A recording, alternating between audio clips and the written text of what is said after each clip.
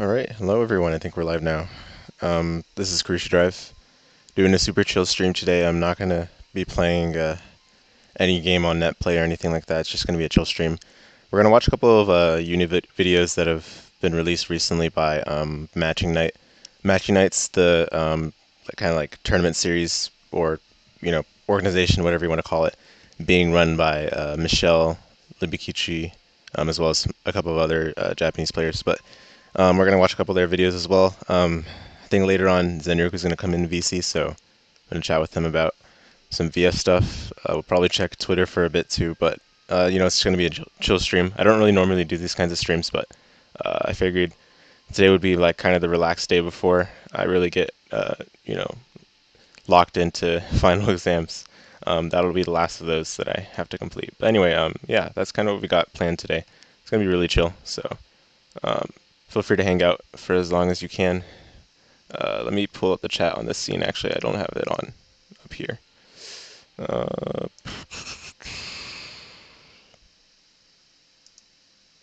oh, whoops, you guys can't see that just yet. I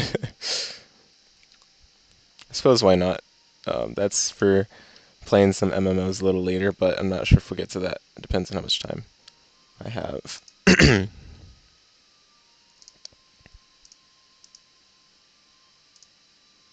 Alright, there we go. Might be a little intrusive, to be honest.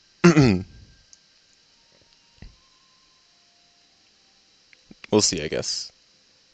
Sometimes there's not enough screen space for everything, so.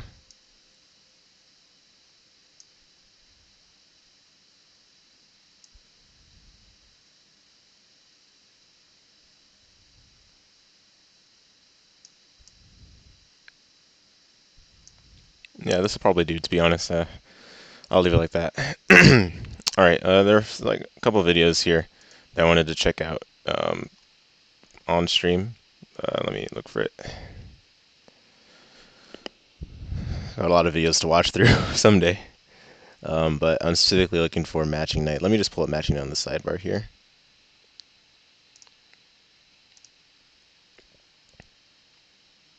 Oh shoot, 96 memory.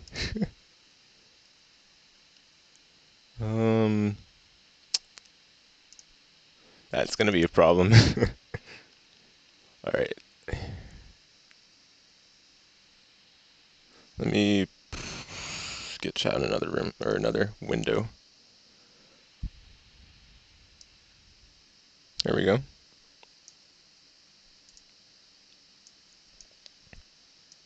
All right, perfect. All right, so Matching Night released a couple of like, interviews. They've been doing a lot of like content the past couple of weeks. They did the last tournament they did was quite a while ago. I believe it was like, oh, it looks like it was 3 weeks ago. Okay, it wasn't that long ago, but they used to run tournaments like super frequently for Uni when COVID kind of started. Because there weren't a lot of Uni tournaments available for Japan to kind of play in. It's been a similar situation for us over here in the U.S., but I'm sure they miss out on having the offline engagements because that was the heart and soul of especially the uni scene in Japan. So it's been really good to see these kinds of things being run for uni in Japan. I hope they continue running it even after we've moved a little further along in terms of our progress in battling COVID. But as it seems to be right now, I think they'll be running this for the foreseeable future. Which of course, I have no issue with. This is the good stuff. This is the kind of things you want to see for uni in general, just to keep the community going. But the first thing we're gonna check out is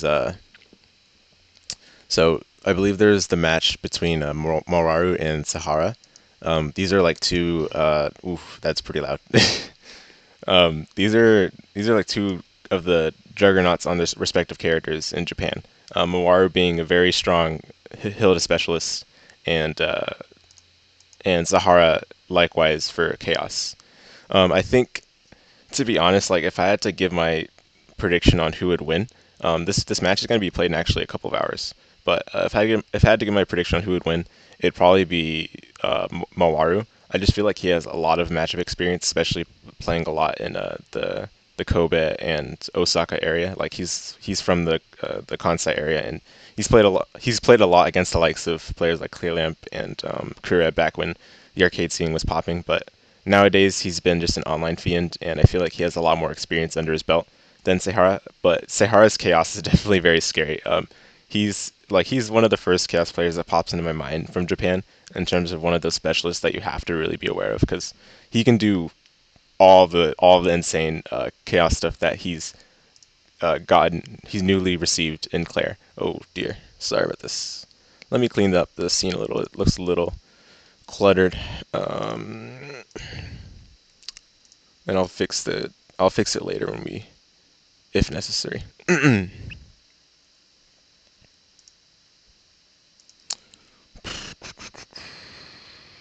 the bottom out of there. There we go. That's a lot better. All right. Um. Yeah, I think that should be good. And we'll do away with the chat for now. But trust me, I am looking at chat, so feel free to send a message. Feel free to come through, hang out, let's chat about whatever you guys want.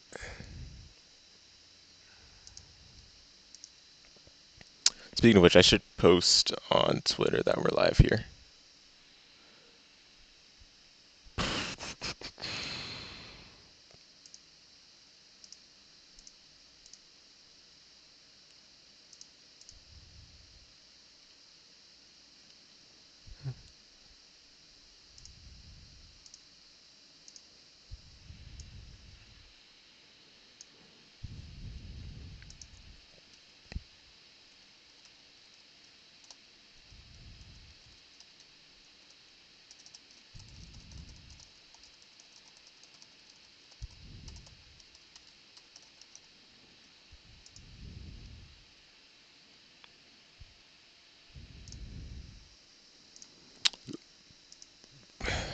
Shoot this up to some people in Discord as well, and then we'll resume on what I was talking about regarding the Mawaru and Sehara match that's coming up.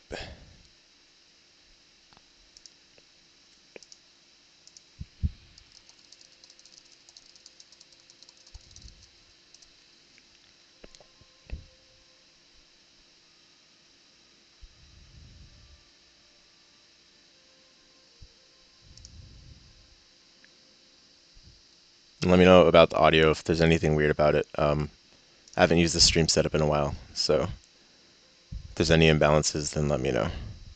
But yeah, kind of just going back to what I was talking about earlier regarding this match that we're about to have here, Mawaru versus Sehara. Let me kind of skip to that screen so that there's something to look at least.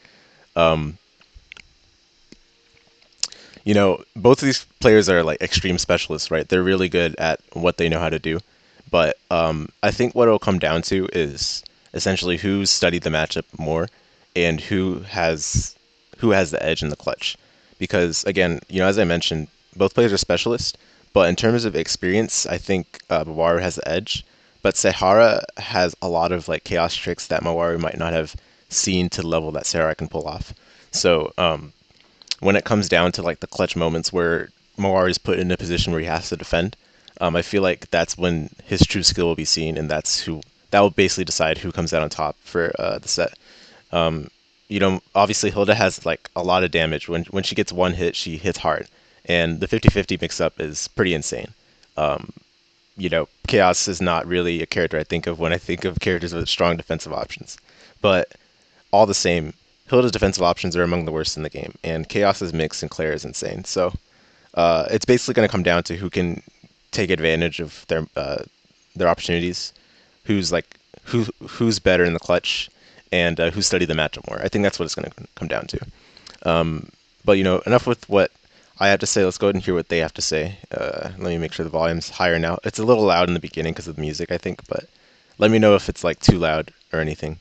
Let's do it like there.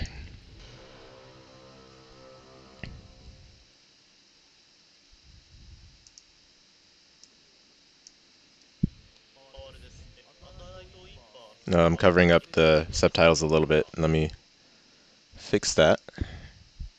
There we go.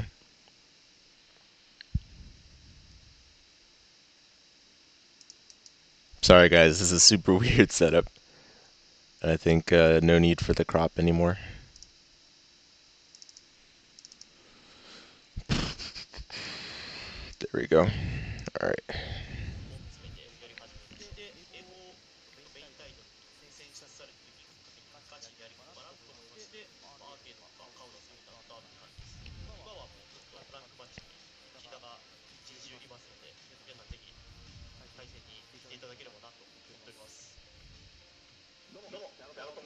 These are kind of like introductions.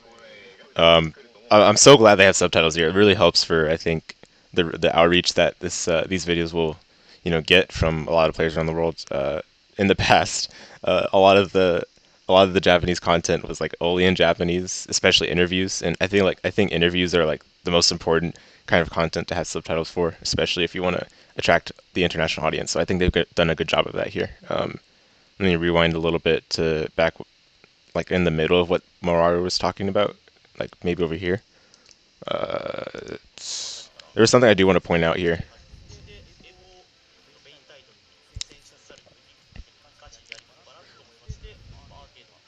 So like he's like okay, obviously you guys can read, right? But he's saying like he was already playing the game, which is quite right. I remember seeing him in arcade streams around that time. But basically, when Evo was announced, he was like that's when he was really like excited about the game. That's when he wanted to really start practicing and stuff, start playing and show up at arcade free play. I think that's really cool to see because again, I think it speaks to how big it was for Uni to be on that stage at Evo that year because there are just so many people that got into Uni after that tournament. I feel like also there were some opportunities missed in future, like obviously Evo 2020 being one of the opportunities missed, but even beyond that, there were a couple of opportunities that the game had to like really shine in on like the big stage, but there just weren't enough international players that were able to make it. So I think that was a little unfortunate in those cases. But it's really cool to hear that he kind of got motivated to get into Uni after the Evo announcement. Um, let's see. So yeah, ranked Fiend. It's no surprise there. Okay, now Sahara's introduction.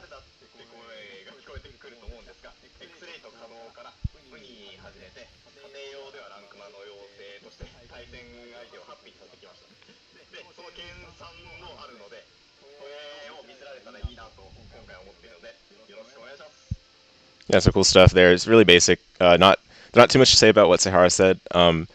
Like basically, it seems like he's also been a ranked fiend to some degree. Although I definitely say that I've seen a lot of Moaru on ranked streams whenever people streamed ranked. Moaru is always there. Sahara, I'm sure, has been playing a lot himself as well, but he doesn't stream as often. Or I shouldn't say he doesn't stream as often. Moaru doesn't stream at all, but Sahara doesn't stream very often himself. So, I'm hoping to see more of him on ranked whenever someone does their stream. Hey, what's up, Rockazulu? Good to see you coming through. We're just chilling today. Not really going to do much other than watch some videos. Later on, I'm going to chat with Zenryoku once he comes on, but for now, we're just watching some Uni videos, just trying to catch up on all the content that's been on YouTube. I've been so like deep into like card games lately, and school and stuff. So I haven't been all caught up on the happenings within the Uni community lately. So that's what I'm catching up on right now.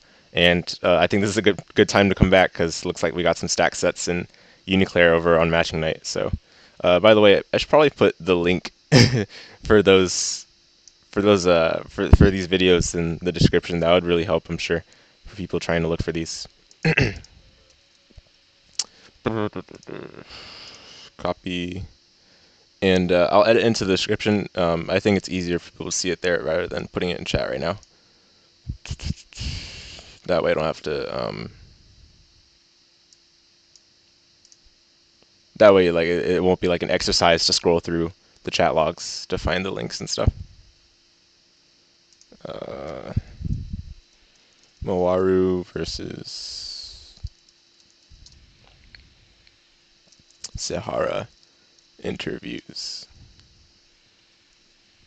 And I'll put up the link for the next one we're gonna watch too, which is for Ohito and Tomio.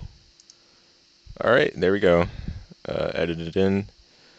been meaning to get caught up on uni content yourself. No Man's Sky is taking up most of my free time right now. I see, I see. That's a single player game, right? I haven't really. Uh, I don't have much to say about No Man's Sky. I don't really know too much about it, but um, sounds fun. Sounds cool. I think Uni's slowly starting to come back to the main stage. It's good that it has an opportunity to be at one of the Evo side tournaments, which is great. I think it's sad that it missed out in Evo 2020, but it happens. It is what it is. Oh, I am censoring Hilda's face. Is there a good place to put this camera? I'll put it here. I just don't want to cover the subtitles when they come up. All right. I think that's an okay place to put it for now. The most important part is the subtitles anyway, so. All right. Let's go ahead and continue watching the video. And if any of you guys are wondering when I'm going to upload more uni stuff, please be patient. I am in like the home stretch of school and stuff, so been working on that for the most part. But trust me, uni videos will be published again soon. As for like what's coming up next, standard stuff, compilations. I do have another player profile like I've been editing, but I still got to find like a lot more footage in order for that to be published. So that'll take some time. And the player that video will be for, I won't reveal it yet. You'll see very soon though. Trust me. Highly recommend watching the exhibitions that Matching Night's going to be doing though. If you're awake at 10 p.m. PDT tonight, then make sure to watch it. It's going to be some good sets. All right, let's get back to watching this video. So now they're like commenting on each other. Mora was first.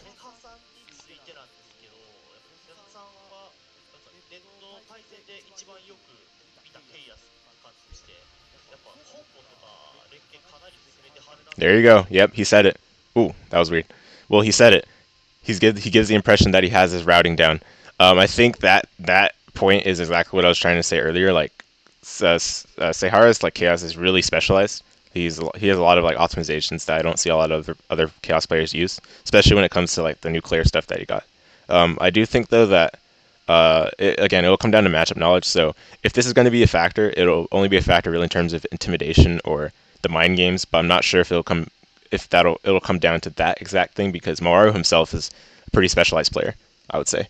Let me. Nah, okay, it doesn't work like that. Sadly, whenever I pause, it covers the subtitles again.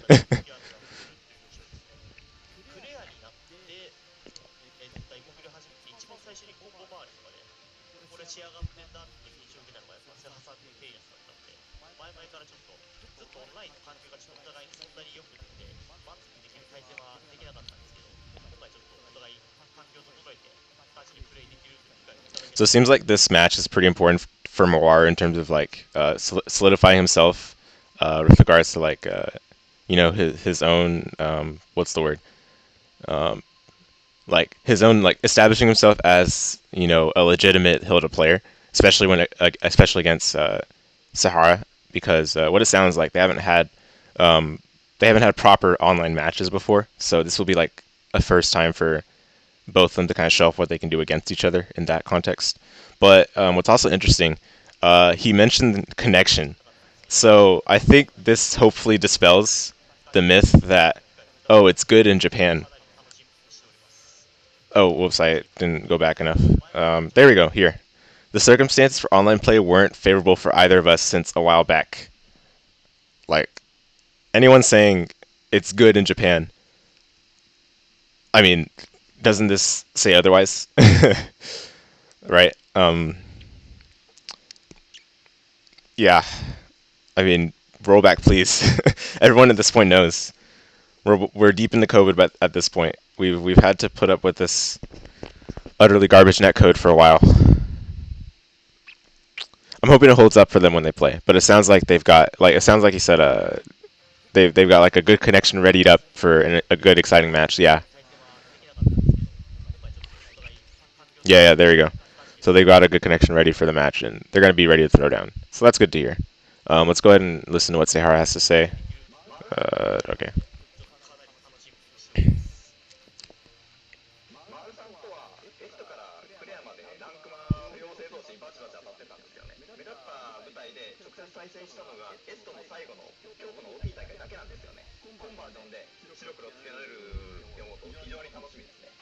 Oh, sorry guys. Let me I hear the BDO music playing in the background. Let me close BDO for now, and then I'll open it back up later when we're actually ready to play it. Apologies for that. Maybe we can leave on the main menu if it doesn't kick me out, but um, probably be better for me to just close it. There we go.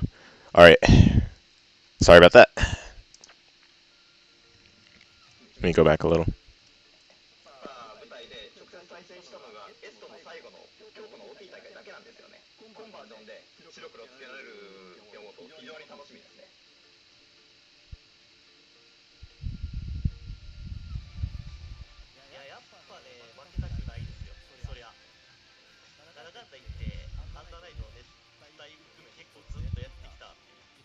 Yeah, there you go. Yep. So he's made it very clear, Mawaru has, that this match is like for pride, if for nothing else.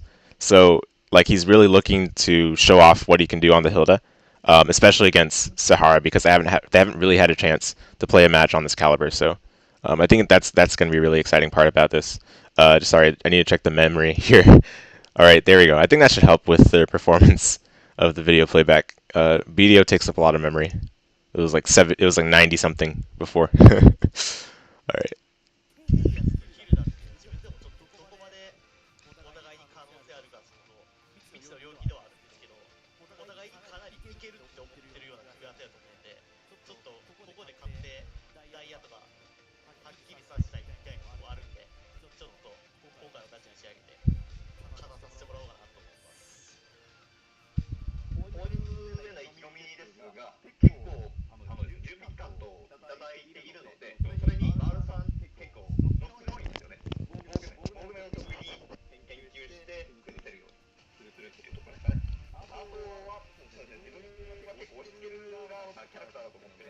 Hmm. He's saying so. Sahara's saying like, yeah, chaos when he puts you under pressure, then that can really snowball and turn into like huge reward. It could turn into the victory in the round kind of thing, right?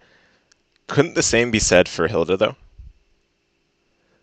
What was that Hilda damage, right? I know, right? I know, right? I was actually saying earlier, Rakazulu, Hilda's damage oh, the camera's over there. Hilda's damage is pretty insane in Uniclair. I mean, it's been insane for like a long time, but Uniclair especially because she did get some interesting new routes. I think that people have been experimenting with, and that aside, even in Unist, she's able to get like close to 4K off of a 2A if you spent the meter and you optimize properly. You get close to 4K off a 2A. I think Muraru's got pretty strong combos himself. So I think both of their characters uh, are definitely going to take advantage of the fact that they both have a tremendous advantage when they each get to run their game. Hilda with the 50-50, Chaos with the sandwich pressure and stuff. So what Sayara is saying here, I hope he recognizes that Hilda is playing for that same goal in the long run, and it's going to come down to whoever has the defense, whoever knows the matchup, whoever studied it, and who can be the best in the clutch. I really think that's going to be the most important factor for this one.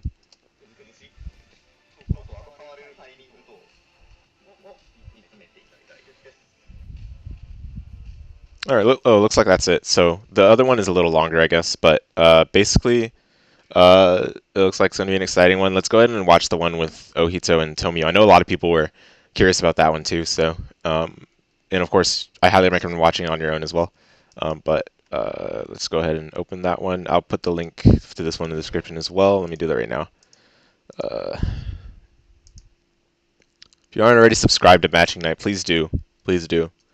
The best content right now for Uni in Japan.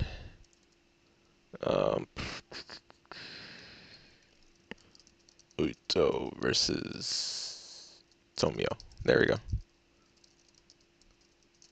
And there's also some interesting interviews with like some players that kind of um, know like the context behind these two matches as well. They did an interview with Jikangira and Ryusei, so I think we should check those out too. But for now, let's go ahead and watch this one with The players I mentioned earlier.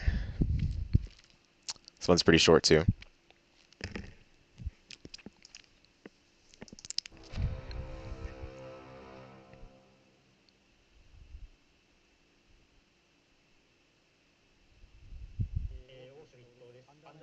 So Ohito's first.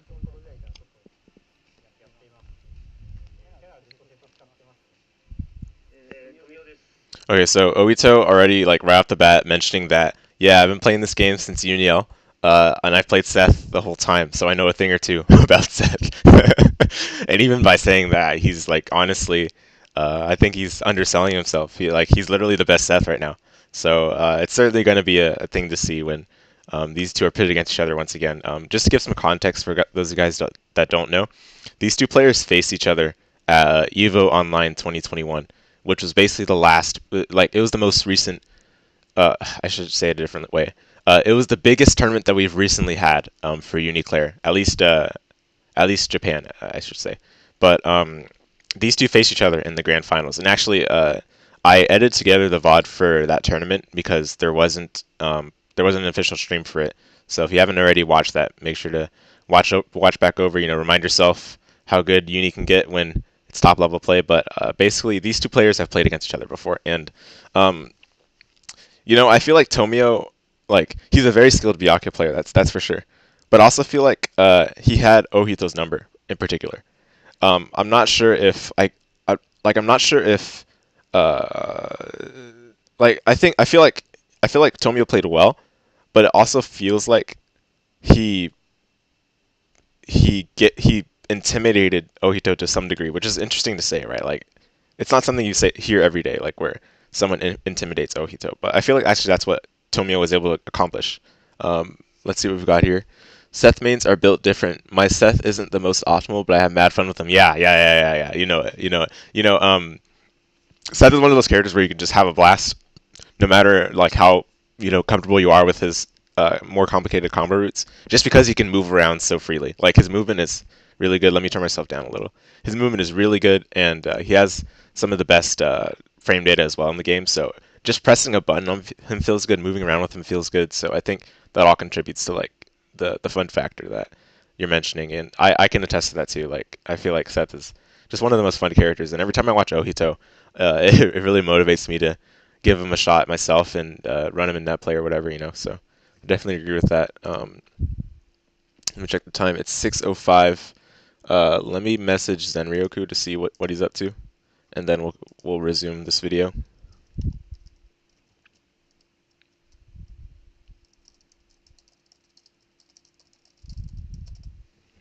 All right. But yeah, like I think Seth is just one of those characters that really like there's no comparison in any other fighting game. He's just a super unique character and uh, like one of the most fun. You won't be able to find it in many other fighting games. Okay, let's continue watching.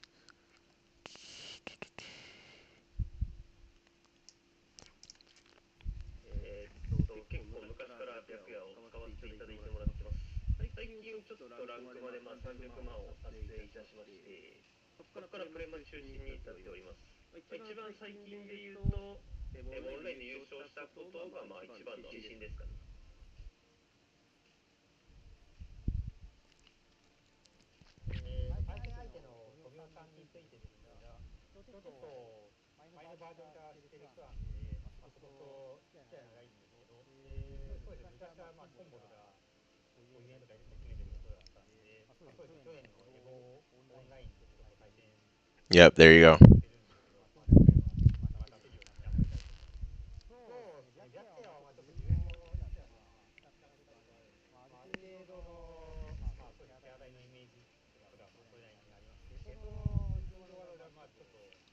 Okay, I do want to pause here a bit because there's a lot of things he's talking about, and he's talking about pretty quickly.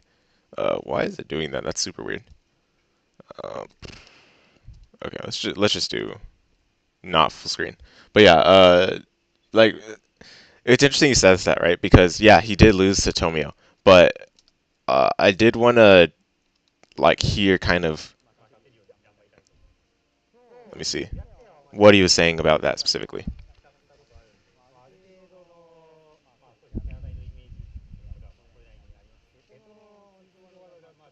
Okay, so he's saying Seth's normals have become a little bit weaker from the previous version. Um, I can't confirm or deny that, to be honest. I wasn't actually aware of this, if this is the case, but if that's so, then it's gonna be interesting to see how he deals with Byakuya's 5A. 5A, Byakuya's 5A, as we know, is just insane right now, and it went from good already. It was already good in Unist, and they just made it even better. So, uh, you know, but I mean, to be honest, like Byakuya already had his Bud 5A like a year back, so I'm wondering what's going to be different here. I feel like what he's trying to say is basically like I got to have a more fleshed out game plan against Byakuya this time. Like um, I got to really make use of what I have on my character just because yeah he's a little weaker, but also I still lost against Tomio in Evo Online, so I'm hoping that that's what he's trying to say at least. But let's kind of watch onward.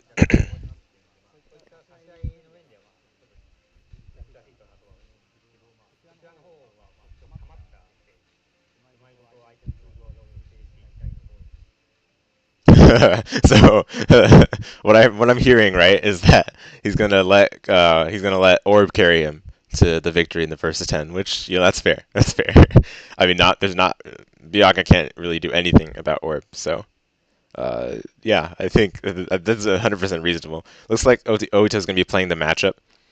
And I do want to mention earlier, like Ohito mentioned that he's like not the kind of person that really plays in exhibitions. Wait, was it in this interview? Uh, about your opponent. Oh, I guess it's coming up. Maybe I spoiled the video. I think it's coming up probably. Let me see. Enthusiasm for the match. Yeah, it's probably coming up. So let me just play Tomio's part.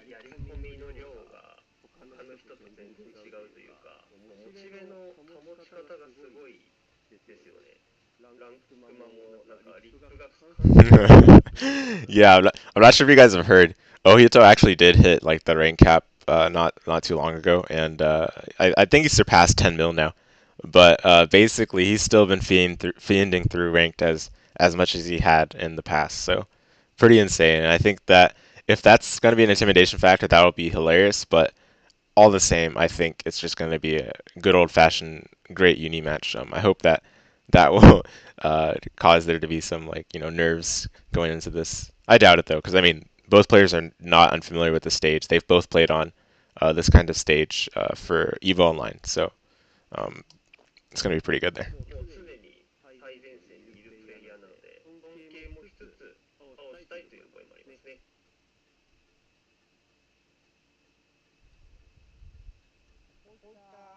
Yeah, there we go. Yeah, okay. I guess I was misremembering when he said it. So, oh, whoops. Let me.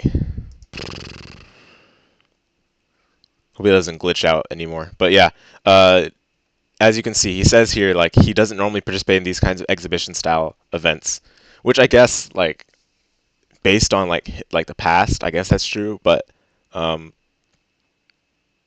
you know, like that doesn't stop him from participating in tournaments. So I do feel like it's still like a good opportunity to show what he's got.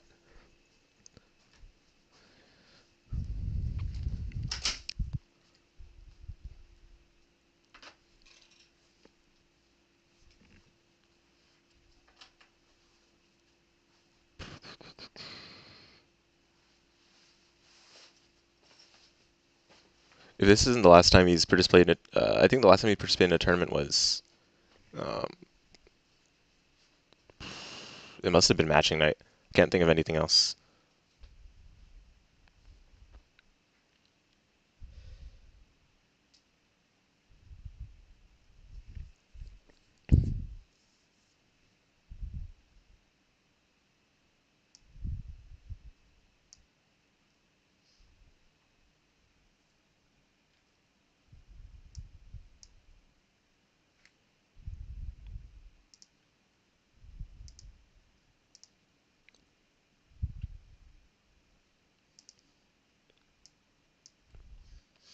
Sorry, hang in there, guys. Let me just read through this comment that I got somewhere else.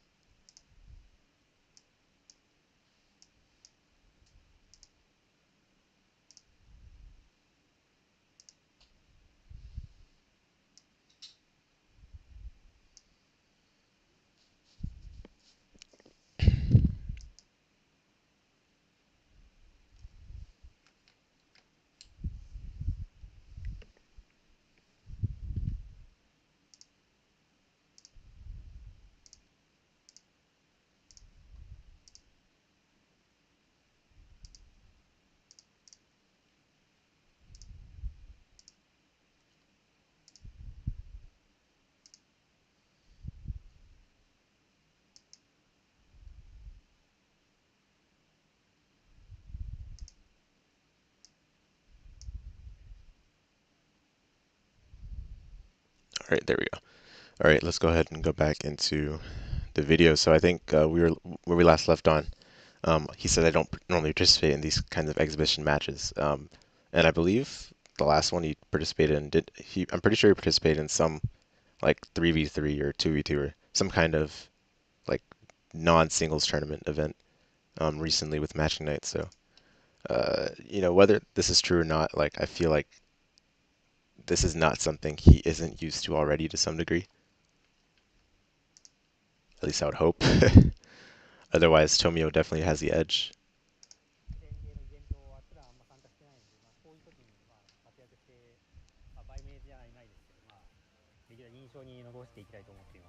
Okay, this here is interesting. Like, I'm not sure if it's the translation. Let me forward to the moment I'm talking about. I'm not in the business of advertising myself. I like to have a good impression. I wonder what he means by this.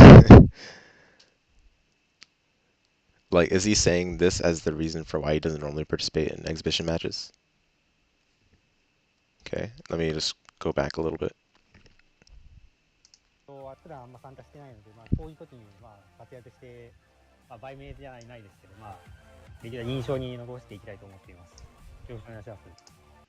Okay, yeah, do you guys understand that? I have no idea what he's trying to say there.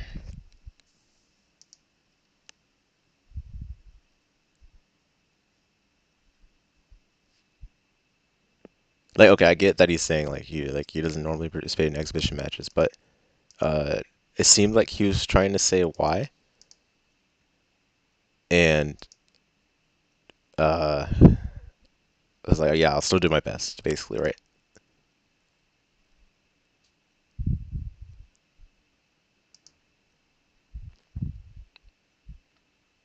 Yeah, I guess just here to compete and leave, and leave it at that. Well, that's fair too, if uh, that's what he wants to do. All right, let's go ahead and check out Tomio's version. まあ、あっちもずっとやってるけど、こっちも、まあ、それなりには数は重ねてきてると思うんで、直近では対戦あんましてないんですけど、まあ、エボオンラインでも勝ってるし、まあ、そ Oh, の、by the way, is the audio okay, guys? Let me know, because I switched it to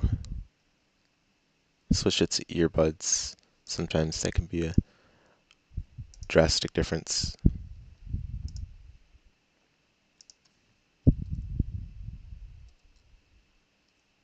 All right, sorry, let's go into the beginning. まあ、あっちもずっとやってるけど、こっちも、まあ、それなりには数は重ねてきてると思うんで、直近では対戦あんましてないんですけど、まあ、エボオンラインでも勝ってるし、まあ、その再現をしようかなっていう、ちょっと自信満々に言ってみます。That's nice. Well, yeah, it's gonna be a good one. He's basically saying like, oh yeah, yeah, I know I beat him already in Evo Online, even though he's like played longer than me. Um, I've also played ranked for a long time, which is true. Tommy has been on ranked like a bunch. I think he used to stream like a lot more in the past, but even right now, he's still one of those players that is a ranked warrior. Says he hasn't played Ohito recently, so uh, knowing that there might be some like new tricks that Ohito's got in mind to, you know, narrow the gap that Tommy created after Evo Online. But Tommy did win Evo Online, so I think that with that in mind alone, he's got enough of a chance to best the top Seth in Japan. So we'll see what happens. I think that's about it for this one. There's another interview with the next one is support messages to Mawaru and Sahara respectively. I think these are just players that are familiar with the two from the arcade days and such. But let's for now we're actually gonna like we'll get to these soon. But I do want to get to first the support messages for Ohito and Tomio because those might be a little uh, like those are definitely ones that I was interested in watching first at least. So let's kind of go over them first. Um, 白夜にお引き詰めに行かれちゃったん all right, go into the beginning.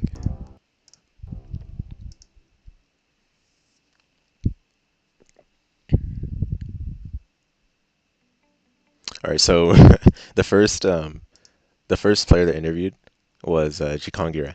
He's if you guys don't know, he was at least the top Lin player in Japan for a long time.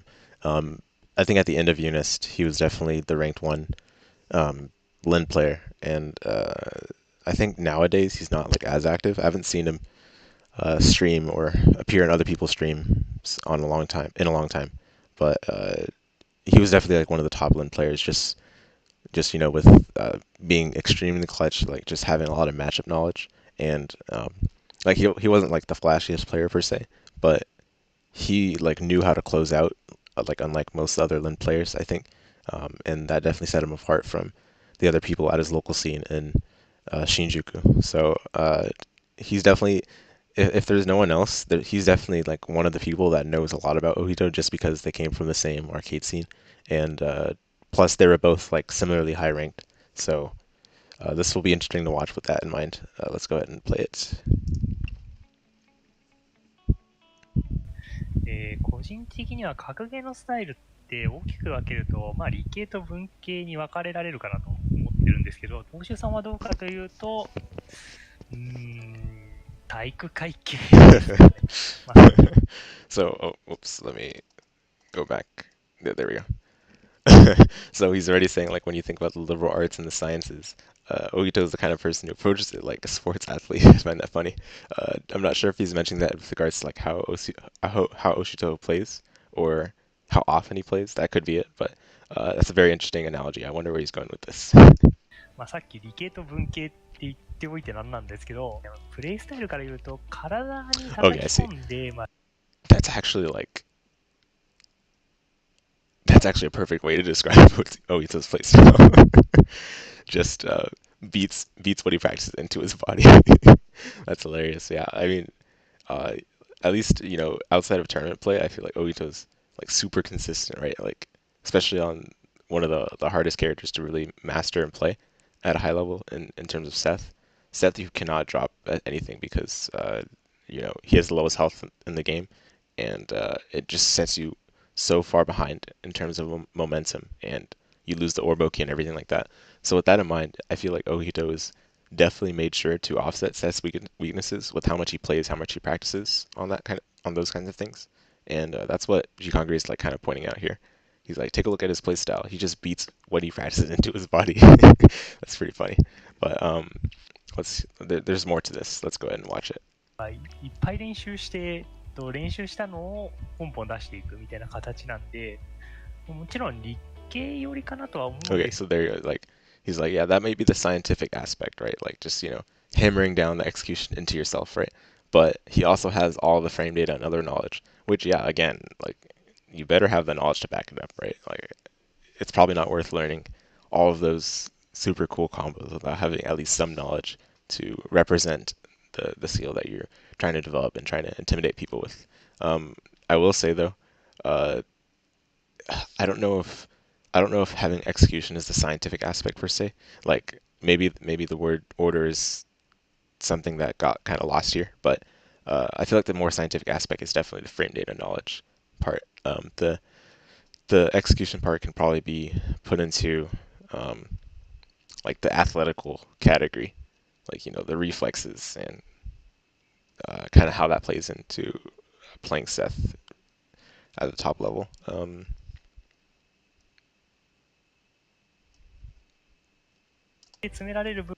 I'm just trying to find where we were. There we go.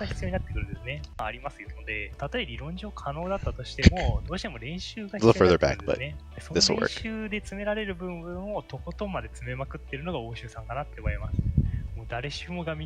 Oh wait, no. This was a little forward. There we go. That's where we were. それに基づいて行動してるんですけど、格闘ゲームって反射神経を求められるゲーム性がありますので、たとえ理論上可能だったとしても、どうしても練習が必要になってくるんですね。その練習で詰められる部分をとことん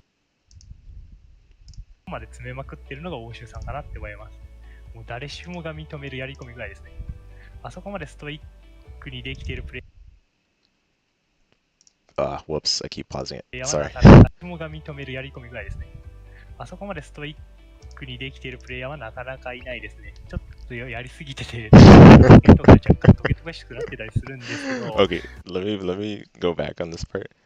When I 問題 was ですね。 watching it at first, あそこまで I スト thought イ he ッ was talking about like how, you know, I'm not sure if you guys are aware, but sometimes Ohito like blocks certain people on Twitter, for an unknown reason. I'm not going to speculate what those reasons are, but right, but I'm not sure if this is what Jikanga is referring to by クさんかな。国できているプレイヤーはなか uh なかいないですね。 where ちょ is っ it? What と exactly や does り he す say? ぎ He goes a little too far to the point where his remarks on Twitter might be a bit harsh. I'm not sure, like, because I'm not really versed on Japanese, right? But uh, Google Translate's not really going to help, bridge the gap there.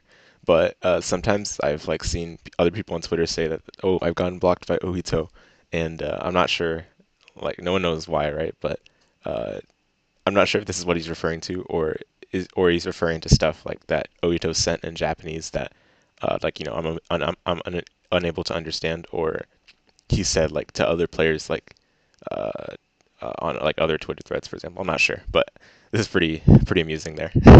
And there was another part too. There aren't a whole lot of players that are built to be that stoic. Yeah, yeah, stoic. Yeah, but uh, you know, I feel like in the uni community in particular, people are like pretty mellow, pretty chill. So this might be a common quality among a lot of the players. I don't know if Oito's like the single notable exception for that, but um, it's interesting he decided to point that out in particular. Okay. てて、ツイッターの発言とかが若干トゲトゲしくなってたりするんですけど、まああれは強豪校の監督とかが選手に向かってヤジ飛ばしてるような感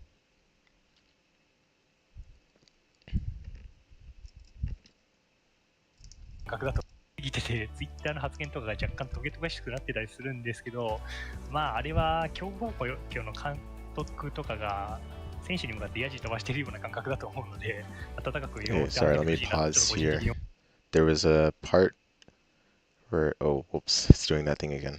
うんですけ Okay, ど、 just play it there. まああれは強豪校の監督とかが So he 選 thinks 手 of に向か it ってヤジ飛ばしてるよう like な the way 感 a 覚だと coach 思 from う a ので、 power school 温 owns かく見守って players. あげてほしいなとちょっと個人的に Wrong window. 選手に向かってヤジ飛 From, ばしてるような感 owns 覚だと players 思 a うの hard で、 time.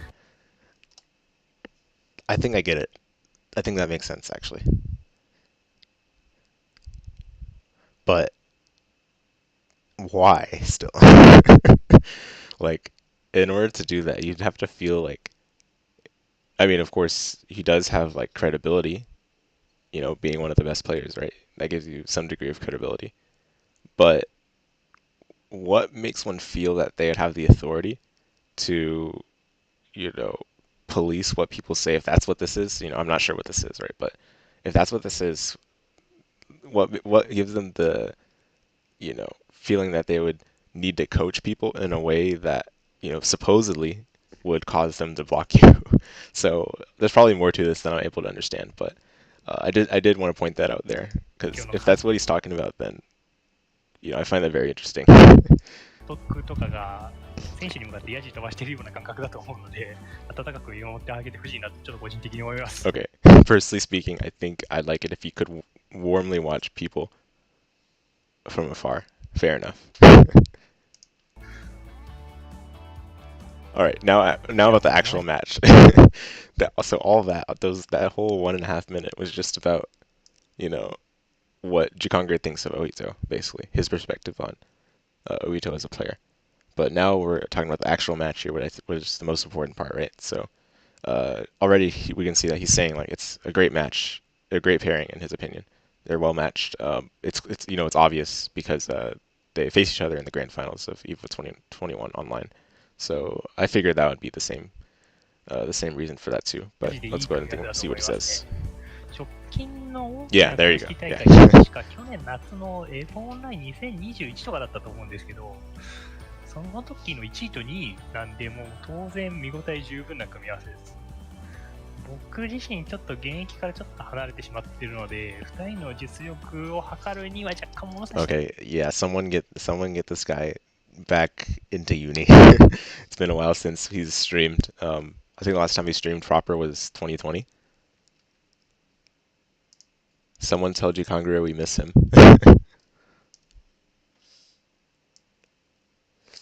maybe if they announce something good at Evo, then you'll come back. 足りないかなって思うんですけども、まあ実力も拮抗しているように見えましたしね。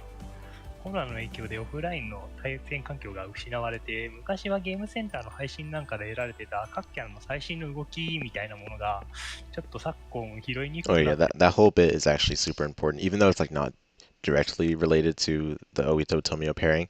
Like he's giving like sufficient background to explain, what gives him um how his opinion of the match is formed. And basically, since like the offline scene is kind of perished now, um, they have to deal with improving by means of playing online, which is it's not the same, right? Especially given the very strong scene that Shinjuku had um, back in the arcade days once the days those were being run. And since COVID kind of happened, it kind of coincided with the release of Uniclair. Um, there's not really been a chance for the you know the meta, so to speak, over at Shinjuku or other areas in Japan to develop as it did in the past. So it's definitely something worth mentioning about with regards to the context of this match in particular. Um, it's a little unfortunate too because I feel like this has been the case for like a lot of uh, a lot of fighting game scenes in general, not just for Uni, for even like Street Fighter, which have to run their games on bad netcode too, or the tournaments, pardon me, and some other mainstream games that might not be in the same exact context as Uniclear was. にくくなってるかなと思うんですけど、この2人なら間違いなく今バージョンのセットと白夜の完成形を見せてくれると確信してますね。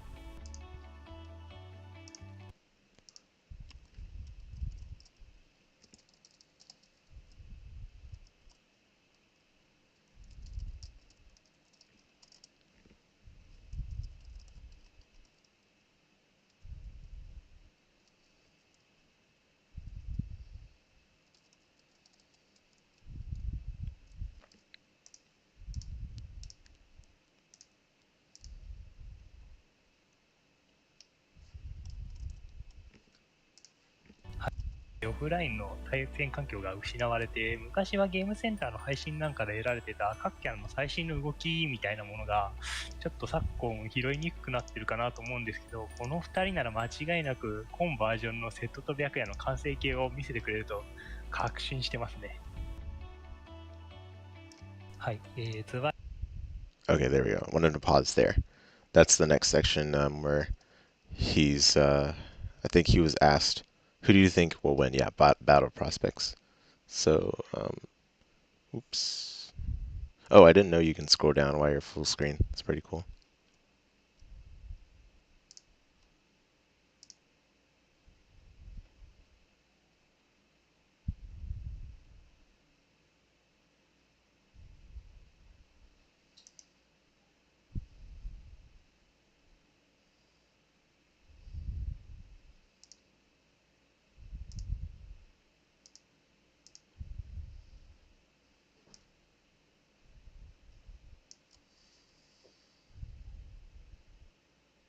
All right, there we go. Okay, はい、 let's ズ continue. バリお筆頭が勝つと思います。勝ってほしいっていうのが願望ですかね。キャラの組み合わせで言うと、正直五分かなって言いたいんですけど、まあこういうところで五分っていうと盛り下がるんで、どうしても白黒つけろって言うんだったら瀬戸かなってやっぱ思いますね。白夜っていうのは罠を起点にして、待つとかラインを上げるとかそういうスタイルがやっぱり強いんですけども、瀬戸はとにかく突進技が豊富で攻撃判定とともに、来るんですよね。だから罠を置いたとしても消しながら触りに来るっていうところがあって、立ち回りだと白夜に対してはまあ有利を取れるんじゃないかと思います。 Okay, that I feel like he was trying to figure out how to say, like it was like he didn't want to outright say like, oh, Ohito wins easy peasy, right? So he went on to say like, yeah, I want Ohito to win. I think he'll win. I think it's an even matchup. Oh wait, no, I think Seth has some advantages here and there. But then now he's going to explain himself and say, oh, no, I don't mean that Seth is like 100% favored. What I mean to say is that I'm trying to give reasons why I think Ohito is a good option to win this one. And, I feel like he does have to justify himself carefully, because otherwise people are going to take this as, oh, yeah, Seth Byakuya, no problem for Seth, which, obviously, I do agree that Seth has some advantages. Like, Byakuya simply doesn't have a lot going for him in terms of neutral, right? But that's not unusual for most of Byakuya's matches in general. And look, that didn't stop him from winning several tournaments as far as I could think of, right? So, uh, definitely interesting that he chose to say it the way he did, but I'm hoping that we're at least able to see um, uh, the like I hope it doesn't come down to, oh, you didn't know the matchup, or, oh, the matchup was it was rough for Byakuya, it's too bad. But I don't think it's gonna come down to that, because these two have played each other before and it was a good match. So we're kind of going into this already knowing that they're able to give us a good match here. So I don't think that come up. いや、瀬戸有利じゃんって思うかもしれないんですけど、瀬戸が触った後ですね、結局、ボタンかなんか押すと、瀬戸の Just 位 press 置 the が deep 結構短 button く willy て、 nilly. 片目が途切れちゃって、しかも、不可角というか、Ah, there you go. There you go. So he's already talking about, oh yeah, this is a potential counterplay that can come up when Seth's pressuring Byakuya, just because Seth has kind of shorter buttons than Byakuya does. Byakuya just wins the cycle, which, that's the first step that he has to get to. Like, you don't automatically win the cycle unless you're Byakuya, because Byakuya just naturally wins the cycle. But if he just happens to win the cycle, which, he can definitely do that, then he gets the whip punish that Gikongre is describing. So, I'm not sure if this came up as often. I mean, we can probably go back and check the match that they had at EVO Online 2021, but if that's what comes up, then that'll certainly be a factor, but I don't know if it'll be like a super big factor, since, several things have to happen there, right? Like, first, Seth has to win the CS. Second, Seth has to be doing a pressure string that has a gap that is exploitable with 2B, which, Ohito does extremely safe pressure, so I don't know if that will happen as often. And then third, there has to be a whiff punish, which, I don't know. It seems like a lot of things have to line up for that exact situation. But I guess if it does come up often, then I'll stand corrected, and I'll give it to Tomio for doing his homework and watching this video, looking for some tips on how to beat Ohito. If that's what he's doing.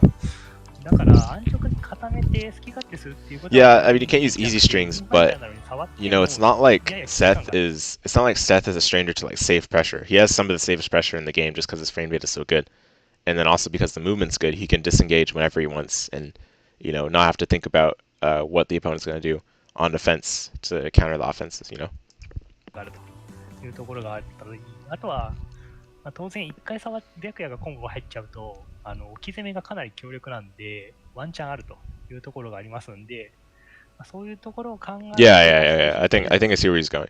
Like, basically, if either character gets a single touch, then it could snowball to the end of the round, right? Like, for Byakuya especially, that's the case. For Seth, it's like that in terms of Byakuya is not really as much of a character until he gets that touch. So if Ohito can shut Tomio down from doing that, then it's certainly going to be in Seth's control, 100%. But when you consider the fact that all Byakuya really needs is one touch, then it becomes kind of a different story, a different game plan. You have to approach it a lot differently. Like, do you want to focus on how do I make sure he doesn't get the hit, or do you want to focus on how do I make sure to escape the situations where I would die, like, or I'm extremely unfavored in my matchup, 結果的には瀬戸が B プラスぐらいなのかなぐらいの感じで、でもとてもコーツつけがたいですね。なんで展開としては瀬戸は触りに行くんだけど、それを白夜がどうしのいでいくかなっていう感じになると思います。なんで、展開としては相手の攻撃をかわしながら少ないですけどお互いなんとか付き合うような繊細で緊張感のあるひりつく試合になるかなと。もしかしたらタイムアップも結構多めに時間いっぱい戦うみたいなシーンも多いかもしれませんね。なんでとても楽しみです。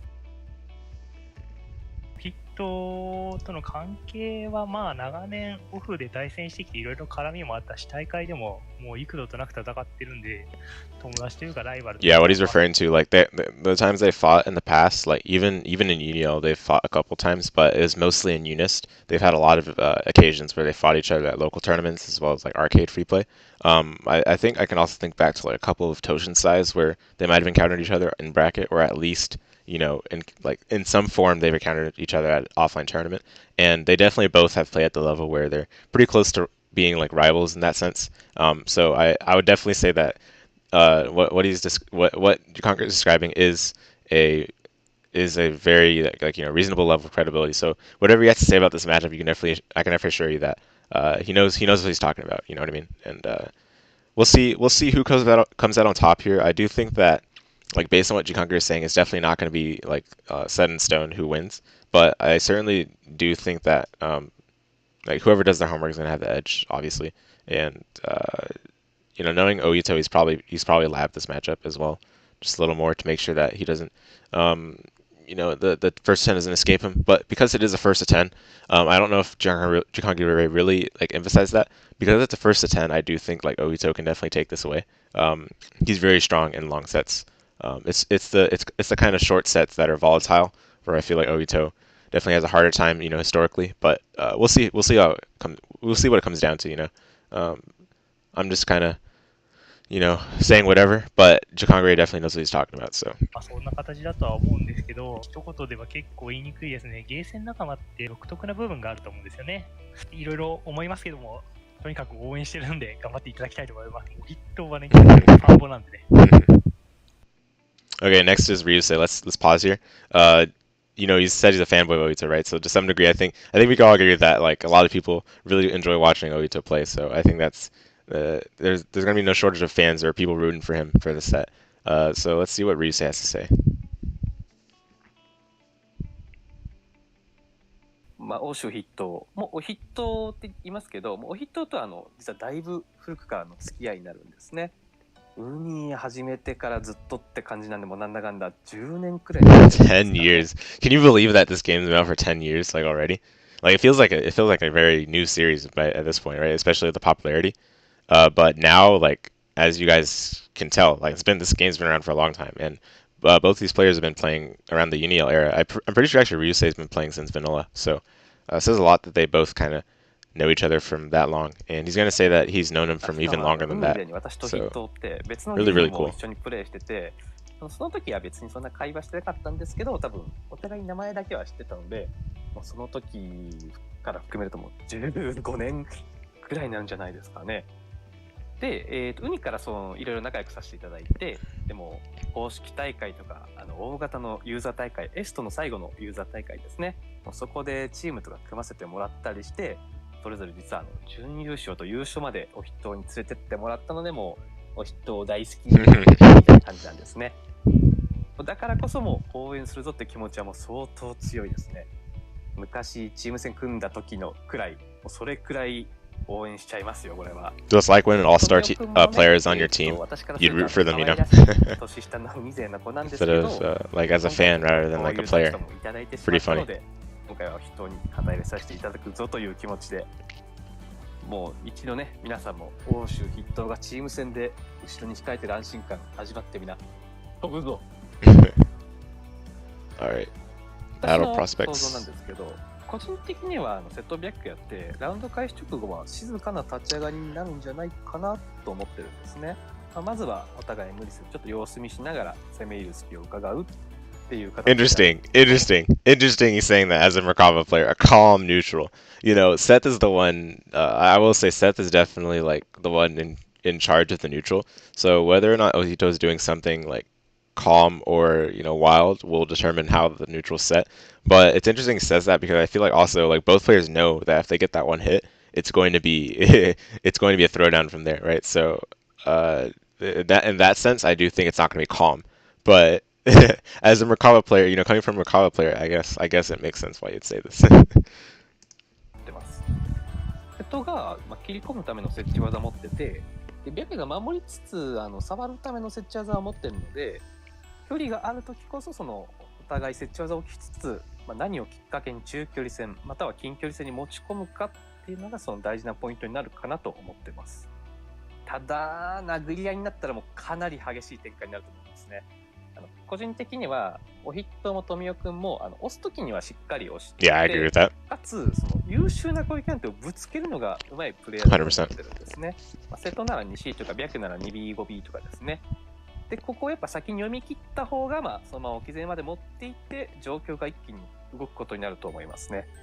特に白夜なんてもうこのゲーム屈指の置き攻 So め does Seth. So does Seth, right? ここでやっぱ読み切った回数がお互いそのまま勝率に直結すると思ってます。白夜に置き攻めになっちゃったらThere's no saving 助から you. ないぞという感じですね。もう一個個人的な読みがあって、お筆頭が投げようとしたタイミングで富岡君が暴れて、でそのまま Oh, 置き攻め take notes, take notes, take notes. 投げようとしたタイミングで富岡君が暴れて、でそのまま置き攻めでラウンドが終わっちゃダメやな何回かあるんじゃないかなと思ってますね。Yeah, I think he's right. I think he's right. ぶっちゃけ富岡君負けてるのパターン He's saying that's the way he loses to Tomio himself. このマッチアップを I think he's right, though. そうなんですけど、もうまたもうとうとう来たかっていうのがこのマッチアップを見てのもう最初の感想ですね。私って前作のエストのアーケードをメインにプレイしていたので、どうしてもまだその時のまだプレイヤーとかそういう思考が強いんですよね。この人がいたっていう。ただその最近の10先を見ていて、当時のアーケードのプレイヤーの10先をまたいつか見てみたいなと思っていたところにもドンピシャのマッチアップが来たぞと。しかも私が活動していた時期って関東に白夜扱いがほとんどいなくて、実はハイレベルな瀬戸白夜ってもうほとんど見ることができないんですね、普通にプレイしている分には。Hello. 一応エボの Oh, ダンジョンとかそういう場所ではありましたけど、この Yo. You guys hear Zenryoku there? Hello? Hello. Hello. Hello, chat. Oh, wait, hold on. Let me change. Shot. I think it's coming through the same output as. Yeah, that's why. Yeah. Okay. Yeah. Do what you Alright. gotta do, man. There we go. I think they can hear you now. I hope. I'll hop on the stream. One sec. Oh yeah, for sure. Yeah. I'm just watching through some uni videos. There's an upcoming exhibition, actually, like literally hours, like 3 hours or so. One of them is a rematch between Oito and Tomio from Evo Online 2021. Really cool. Oh dang. hmm Are you can you stream that to Discord so I can watch along? Oh yeah, for sure. The match is not going on right now, but I can stream what I'm watching right now. Yeah. Okay, sorry, I missed that critical part. No, you're good. You're good. If Discord is not mean with me, but yeah, say hello to Zenryoku, guys. He's been Hello. my go-to training partners for all sorts of fighting games. So, as you guys know, that watch the channel and all that. Oh yeah, we've definitely had our share of meetings in the ring. Yes, indeed. From Type Blue Winner to Virtua Fighter and Guilty Gear, KOF, all kinds of stuff really. No, we play a lot. We play a lot of different stuff. So 100%. Yeah. Yeah, just to catch you up on like what we're watching, the exact context. So basically, this video's they did a bunch of interviews with some of the players that know the two players they're gonna throw down. One of them was talking about like how Oito really he's got Seth down to a science, but in terms of actual play style, it's like he's like a sports athlete where he I think the exact translation was like he beats into his body like what he practices. It's pretty funny phrasing. Wow. Like it's not literal of course, but it's a really cool way of putting like he knows his like set stuff, and he's super consistent. No, totally. I get it. I've been watching like Hajime no Ippo, the boxing anime, Uh-huh. and that's something that they visit. That idea of like there'd be cases where boxers would be so on the brink of like just collapsing on the spot that Mm-hmm. all they can do is kind of revert subconsciously to what has been like beaten into their body, Mm-hmm. like subconsciously, like just the hours of training and being able to just like react to things without thinking about it. Mm-hmm. Um, so yeah, once you get to a certain point, you spend enough time and you make enough of an imprint of that kind of thing on yourself. Mm-hmm. Um, some people might call it autopilot, but I mean, sometimes it can work. Oh no, yeah, definitely, So yeah. I mean, I wouldn't even call it autopilot. Like, mhm. sometimes it's just so ingrained to you that like you just know what to do, and like it doesn't even have Mhm. to be autopilot. Like it's just like I mean, if it is like automatic to some degree, then hey, I mean, eventually everyone becomes the machine, as they say, for the apocalypse. Mhm. But jokingly, of course. Yeah, yeah, it's definitely an interesting analogy. Um, Mhm. and then the current person that's giving their thoughts on it, Ryusei, he's like the Merkaba player. He was saying Mhm. that like there was one particular thing. Let me try to go back to it. Yeah, yeah. Both players push their buttons when push comes to shove. That's pretty funny. You know what I mean? Do they literally mean like push buttons, or like in the figurative sense, push buttons? Oh no, no, okay, literally push buttons. Like in the context, Oh. so it's like if it comes down to a fist fight, this is translated, right? But if Hmm. it comes down to a fist fight, then it could get quite になるん fierce. ですね。 Wait, are you able to うん hear 個 it? 人的 Yes. Okay, perfect. Yeah, perfect. には、おひとも富代くんも、押すときにはしっかり押して、かつ、その優秀な攻撃なんて、つけるのがうまい。Smashing the super attack range is what makes a good What player. what does that mean? Smashing the superb attack range. So basically, like the example I used right after might help clarify it, but やってるんですね。 the right button for the それ right が 2C situation. とか、白なら 2B、5B とか。 Ah. So like he talks about like sets 2C is like fast for its range, and it's a low too, and then Byakuya's 2B and 5B are both like they cover the area really really well. So Mhm. like if you basically the button selection, whoever has the best button selection is going to have like a strong edge.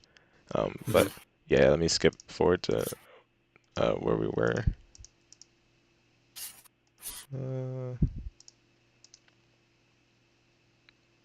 実先をまた、どうしてもまだその時のまだジャンプを見ても、ぶっちゃけ私が富代君に Oh yeah, yeah, yeah, over here. Thoughts on the upcoming match? このマッチアップを見ての感想なんですけど、もうまだもうとうとう来たかっていうのがこのマッチアップを見てのもう最初の感想ですね。私って前作のエストのアーケードをメインにプレイしていたので、どうしてもまだその時のまだプレイヤーとかそういう思考が強いんですよね、この人がいたっていう。ただその最近の10先を見ていて、当時のアーケードのプレイヤーの10先をまたいつか見てみたいなと思っていたところにも、ドンピシャのマッチアップが来たぞと。しかも私が活動していた時期って、関東に白扱いがほとんどいなくて、実はハイレベルな瀬戸白やってもうほとんど見ることができないんですね、普通にプレイしている分には。一応エボの壇上とかそういう場所ではありましたけど、この10先っていうのは It's funny too because both at Evo, what was it? Evo 2019 and Evo 2021 online, both Byakuya's won, but it's also the character like that rarely showed up at the arcades in the past. So it was very interesting. Like obviously Clearlamp was like a top Byakuya, right, in his region, and in this region Tomio was like good, but he wasn't like super top Byakuya. But he did win Evo 21 online now, so yeah, that aspect is pretty interesting. 組み合わせなので、もう今からもうすでに楽しみな内容になっているんですね、私としても。で、組み合わせのしかも欧州筆頭瀬戸、もう富代白夜、もう文句なしのそれぞれのキャラのもう最強と言ってもいい2人、もうこの2人の実績を結果をね、もうそのままダイヤグラムしてもいいんじゃないかと思います。もう誰も文句言えないでしょこれ。Without anyone able to complain about it, yes, true. That's interesting. That's quite a match then. Yeah. You have a match, basically the highest level, right? Mm-hmm. I always thought that was interesting, like having a long set between the two best pilots of their respective characters. yeah, like in that kind of case, yeah, I think it's sensible to kind of use the result as at least like a starting point. Um, ideally, like more data points is better, right? Hmm. But I would be, I think it's interesting the idea of having a set like that kind of decide what the matchup ratio would be compared to like several tournament results or several online results or like aggregated data and that kind of thing. Yeah, absolutely. Yeah, I think it says also that like the credibility of this cut, like having the first to 10 set rather than like doing a tournament for it. Like I think Mm-hmm. that's going to be a true factor because sometimes with tournaments you have some fatigue that kind of can weigh in, especially when Yeah, you've exactly. made it to the top eight or finals. But in this Mm-hmm. case, it's just a first to 10 set, you and them. You can even play the player matchup if you want. Although I don't think either of them really will feel the need to play the player matchup because they're both like among the best on their respective characters. So Mm-hmm. they're not gonna have many you know holes in their game to exploit. It's gonna come down to who's Right, like the most clutch, pretty much. right. Hmm. で、最後に個人的なコメントとして、もうここまでね、おヒットを上げとかしてましたけど、ぶっちゃけどっちも応援してます。めっちゃ楽しみにしてるんで、Yeah, 2人ともいい勝負よろしくお願いします。そして、最後に、かもね、見てるかI'm sure he'll be watching. Yes. All right. Yeah. There we go. I mean, that was a good stage to set for the upcoming match. I think it was really good. Oh man, that's exciting. You said this is in a few hours? Yeah, literally a few hours. Like it's gonna be over on Oh, twitch.tv/matching night. I oh put the wow, link in. Did I put the link in the description? I guess I did not actually. Let me do that right now. Um, that's hype. I know, right? Yeah, it's gonna be really sick. Uh, oh, it gave me the YouTube direct link rather than the actual Twitch link. I really I resonate with what he said at the end about how he's in reality he's really rooting for both of them because you know love of the game. He just wants to see a good set. He wants to see the game be pushed. Hmm. Hmm. So I do really like that. Um, I definitely often fall in that kind of category too when people ask who I'm rooting for and whatnot Hmm. in fighting games or sports or whatever. Like I just don't want to see like a blowout. Like I want to see both people show their stuff and all that kind of thing. Yeah, 100%. Yeah, that's actually what exhibitions are for in general. Like, there's some degree of pride to it. It's Mm-hmm. like you do want to win, but also you want to show Mm-hmm. off. It's exhibition, right? So Mm-hmm. yeah, Mm-hmm. I think we're definitely going to see that from both of these. I did want to point out one thing that was from earlier that you missed. It was in a different video that I watched on the stream here, but Ohito was saying like he's not the kind of person for this like advertising himself on this kind of stage, so he doesn't normally play in exhibition matches for that reason. But uh, it's interesting that he chose this to chose to participate in this exact exhibition match. I feel like there is something in it for him to prove, or if there is something in it that he wants to prove, or Mm-hmm. that he's like fighting to solidify himself as the best of something, or he just Mm-hmm. wants to set the score straight after having lost to Tomio. I think that's the real reason. He's like, yeah, I lost to you, but I'm coming back for blood. I think it's gonna be that kind of that's gonna be the factor that makes him really want to win this one, Mm-hmm. even if he's not the kind of person for exhibitions, which is what he said in his interview. Right. Yeah, that's an interesting thought. Hmm. The context definitely, it definitely shapes some things. Hmm. Um, it's I never really watched the WWE stuff growing up, but it makes me kind of think of that a bit. Kind of like or I should say like the older like 09-ish FGC. Yeah, yeah, All these like storylines and these personalities and stuff.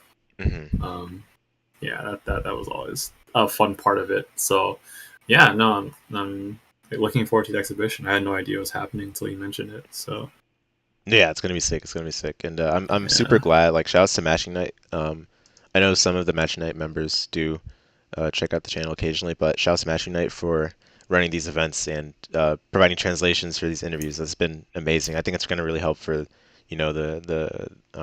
the visibility of these kinds of videos, like the Mm-hmm. accessibility too. It's not often where you get to uh, kind of get more immersed into the Japanese scene if you're not as familiar with Japanese, but in this case, it's going to definitely bring it to more people more easily.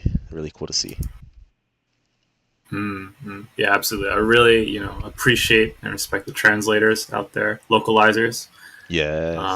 It really really helps to let other big fans kind of enjoy stuff they otherwise couldn't. So definitely, you guys are definitely very much appreciated.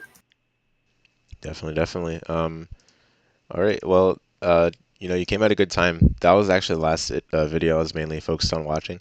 Um, let's Mm. go ahead and talk about the stuff, the the Ooh, the the stuff, stuff. He knows the what I'm talking sweet about. stuff. No, yeah. We were gonna talk about some VF stuff today, guys. We had a set in VF. I think it was a couple weeks ago. And Mm-hmm. it was a really close set. It was 7-5. Zenryoku took it 7-5. Um, and there was a lot of like lab work that I was thinking about doing afterward. I mean, if, like I don't know if I had all the time to like lab everything I wanted to do, but we're gonna use Mm. this time now to kind of go over those things that we hadn't back then Ooh. when I had the questions pop up. And yeah, so let me pull up Discord, find the messages that I'd sent to you a while ago, Nice, nice. and then Damn, I'm gonna the boot up live VF. notes, the Yeah, log. yeah, dude. Yeah, the logs, the government records. Let me see here. Sounds good. Okay, Sounds I found good. it. All right, here we go. And separately, guys, make sure to follow Zenryoku on Twitter, subscribe to his YouTube. I'll put the links for those in the description. He's got some great content on his channel and stuff, so make sure to hit him up. Yeah, thanks for the shout out, man. I put out a bunch of different fighting game content. I was focusing mostly on Plus R last year, kind of taking a bit of a soft break from that, exploring some other games that I like. Um, Recently, I've been rechristened as Zenryoku underscore Ki. So been playing some Killer Instincts and trying to get back into KOF and some Third Strike. Been having a lot of fun with those. So if you like fighting games and just I post a mix of like highlights, clips, tech, sets. So at at like an accessible level, I guess. So yeah, come on by. It's a fun time. Yes, indeed. Yeah, you guys heard him.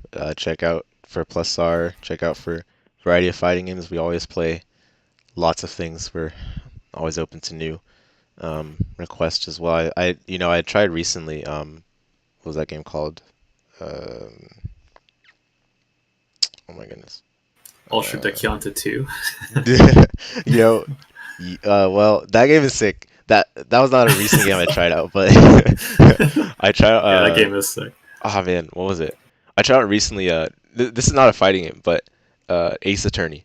Like I heard a lot of like fighting game Oh people talking about it, yes, right? dude. Yeah, I remember you mentioning you played the first case of Apollo Justice, right? Yes, yeah. And I was like, damn, I need to talk to him about it. Yeah. We I can talk love about that that right now series. while I'm you know setting up for VF. Yeah, dude. Sure. Yeah. I was Whoa, watching I'm the excited stream for of you. Oh yeah. Thanks. I'll probably like play it more, like when I have more time. But I played Oh the first heck episode at yeah. least because it Oh was a little boy. shorter. And usually, apparently, I've heard they're like tutorial cases. Like they're just trying to mainly teach you like how the game works and stuff. Yeah, but it's funny. The Apollo Justice first case is like, um, yeah, like a lot of stuff happens in it. Yeah. So like, Yeah. so yeah, that might have been.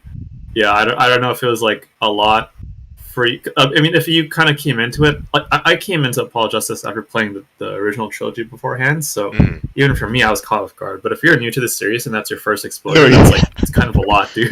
Dude, I was like, what the heck? Wait, wasn't he the mentor to the defense attorney, and now he's being like, I don't want to spoil it, but like it Yeah, was weird. It yeah. was weird. You know what I mean? A lot of things happened. Yeah, Yeah. But yeah, yeah. I played through that. That was the only thing I played through. I heard the second episode and third episode for Apollo Justice are kind of mid, so I'll probably get to them later.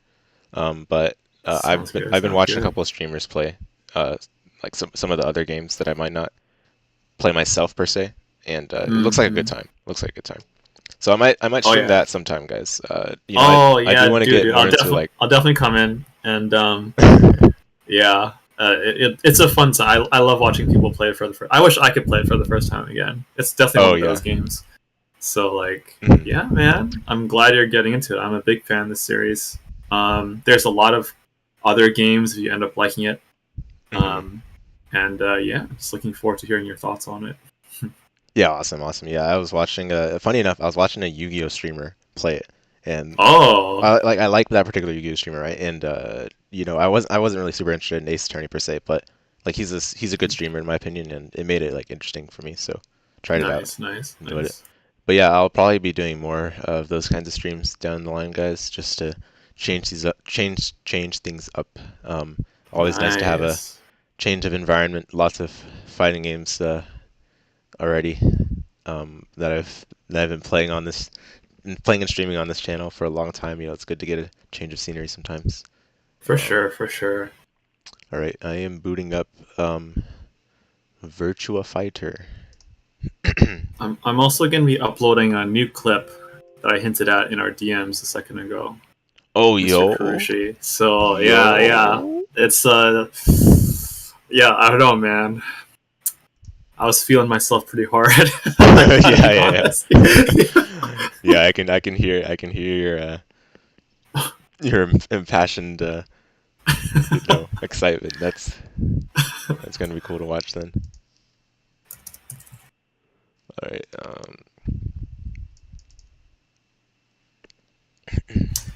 Yeah, that was a really good set that we had in Virtua Fighter.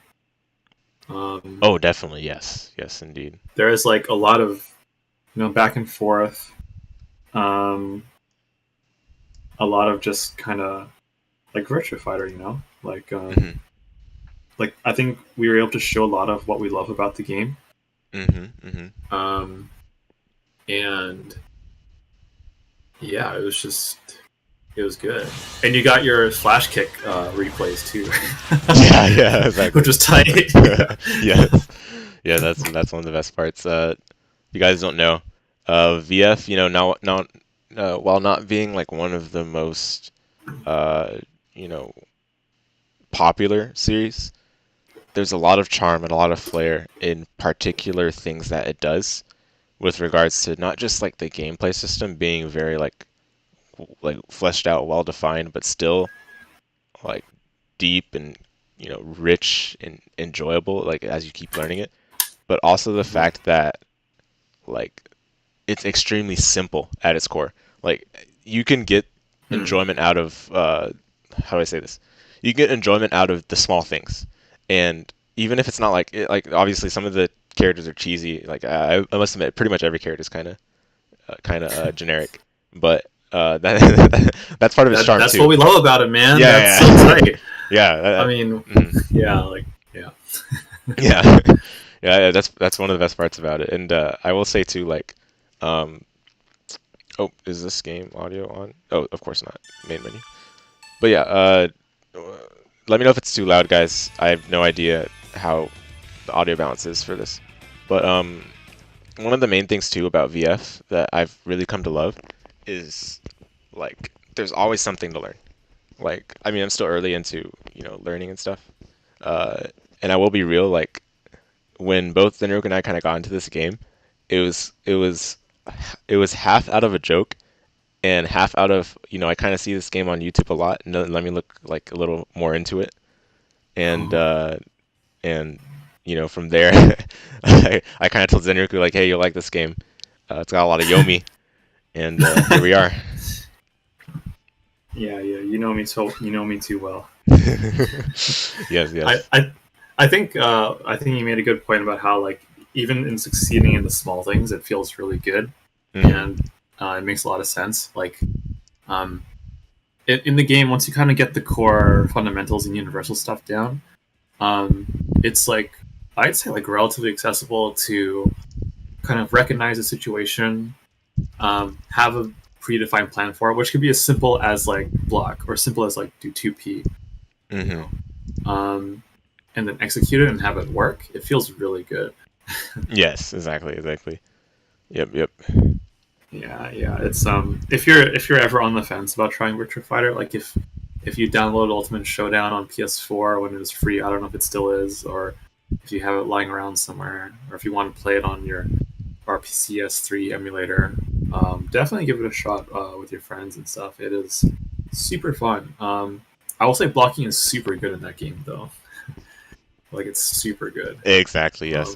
Um, um, oh yeah, and you should also know how throws work in that game, like how it's different from other fighters. Like the priority of attacks beating throws. So definitely understand that if you're going to get into it. Otherwise, you'll be very confused a Yes. lot of the time. But yeah, try it. Hashtag play Virtua Fighter. Yes. Hashtag play Virtua Fighter. Indeed. Let me put that up right now. You guys will know. Only you guys that are watching the stream right now will know.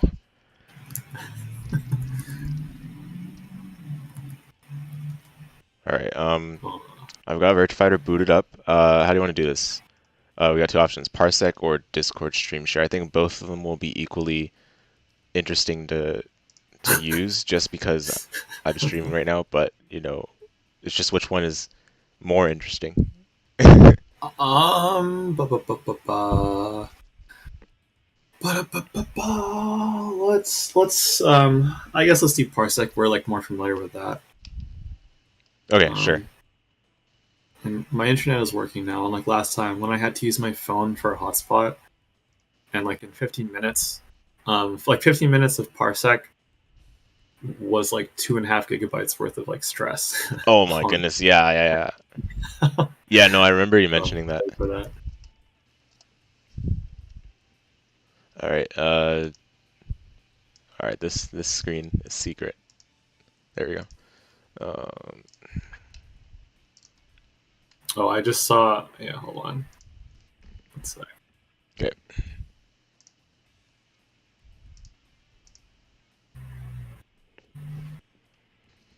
I just gotta. Oh dear me. I just realized I've got like uh let me tell. Sorry. Oh, good. Take your time, man. Take your time.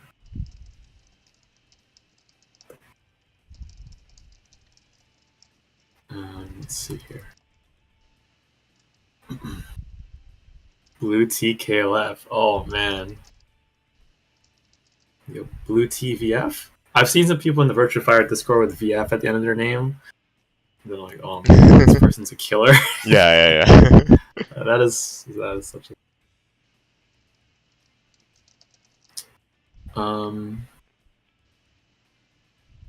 Did I click it? I clicked it. Yeah. Yeah, I'm not sure if you guys have seen the Twitter. There was some Twitter post that kind of captures the whole element of that, adding KO at the end of your tag. Let me pull it up. Uh, Also, guys, separately, if you're gonna have a Twitter account, use very high wisdom. Okay, I mean that. I'm very serious when I say that. And if you got, Yes. uh, I need not um, elaborate on any context for why I'm saying that. You guys should already know that. Yeah, Twitter definitely is a jungle of sorts. Yes. So I mean, yeah. Yeah. Yeah, this is I found this hilarious when I first saw it, so I sent it to Zenryoku and he thought the same. But yeah, the username KOF meme. I think I clicked. I saw it trying to connect, but I'm not sure if it went through for Parsec. Oh shoot. Okay. Let me. Yeah. Let me try again. What's okay? Did it give a different link? No. It looks the exact same. Oh, you know what? It might have timed out because I was not like I didn't have the screen in focus. Oh, I see. Sorry. Okay, yeah. You Can you you try were it? warning everyone of the dangers of Twitter. Yeah. So, time well spent. And also, I've got maybe like I'm gonna close the stream out in 10 minutes. Sorry about this. I'll be back on maybe at some point. I'll be back on. It's fine. We'll cover all that we can in these 10 minutes. But yeah, sorry about that.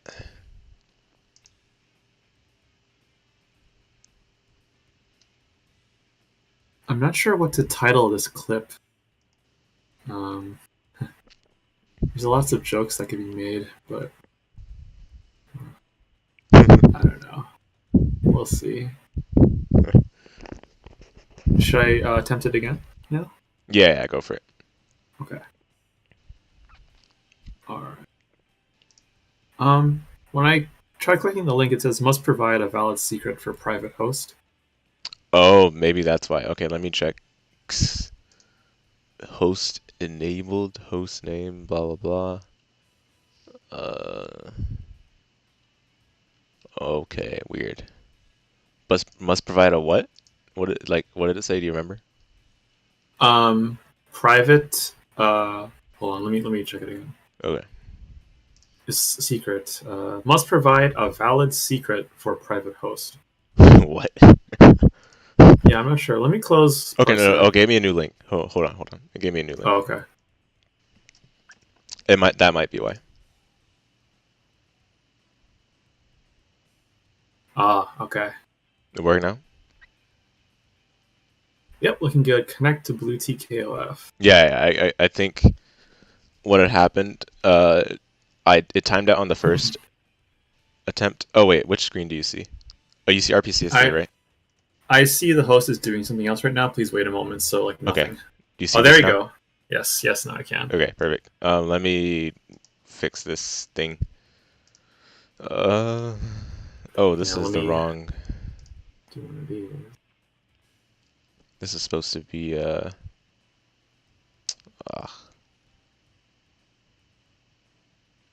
stick. There we go. So, did you see the new Tekken costumes for Virtua Fighter 5? Yeah, I saw it. Yeah, it looks sick, dude. Like Yeah, pretty cool. yeah. I find it nice they're at least still like updating the game. They're not just like, yeah, here you go, remaster, and then we're gone. Yeah, It's I good do they're updating. appreciate that. I do hope that they do make another like proper VF game though, because I feel like there's a lot of potential to be Oh, explored there. absolutely. Oh my gosh. Yeah, like, oh man. I wish more people played this game, man. Yeah, me too. Me It's too. so tight. It's okay, if you're in the chat, like, please, like, consider it. Yes. It's Yes. so tight. Please. It's a good game. All right, here we go. Do you want Do I which have character do to you want? move around now, or I No, think you no, choose my it's character, right? training. Yeah. The Brad show. Sure. Oh, whoops. Let me do here. Oh, the costume? Yes. If I Gotta can't. have it one to one with the set, you know? Yes. Otherwise. Ah, I can't. Ah. But don't worry about it, it's okay. Okay. We'll pretend the hat is there, you know? Yes. All right. Training. Where is that? Oh yeah, I also like that we did a bunch of different stages too. Oh, definitely. Yes. So we could like show different stages, and I didn't know which stages were preferable for me, but a risky choice I made in the set was like I know those smaller stages are good for you Oh because yeah. your pressure and stuff, but I found they were like good for me too. So it's like high risk, high reward kind of thing, which I thought was interesting. So. Oh, 100%, dude. Yeah. I think I was trying to land the like wall combos with Sarah, and like I think I hit all the ones that I had the opportunity of like really like landing, but then also you started blocking mid a lot more, so I had to work harder to create the situations where I'd be able to get the wall combo. Mm-hmm. Sorry guys, give me a second on the stream. Oh yeah, go ahead. Yeah, Zenryoku? that Flamingo, was it 3K, the one that crumples me for a full combo? It's scary stuff, Yes. man. So I got to block mid, man. I'll take the low. I'll take the low. Yes, yes. Yeah, yeah, Sarah's got some scary tools when you really enforce all of them properly. A lot of the times, though, you have to be on point with your reads. You can't really just like autopilot anything. You have to, everything is Correct. enforced by exactly how you decide to enforce them. Like it's not like this always works because it's a can opener. No, you know, it's got to be Yeah, enforced somehow. absolutely. Yeah, yeah. You got to have wrinkles in your brain to use Sarah. You know, can't. I'm on the wrong menu.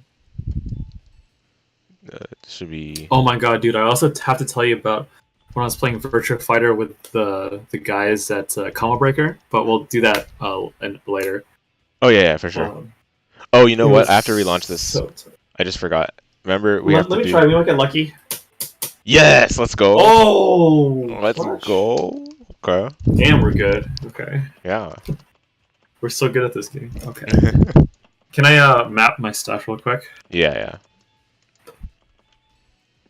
Oh, you have to pause, I think. Wait, that doesn't make any sense. Is that even possible? Can I? Yeah, I don't know if you can wait, try. Okay, there we go. Good. Oh, nice. All right, hold on 1 second. X is. Oh, I don't know why is the chat like that? That's weird. Uh, oh, I know why. Never mind.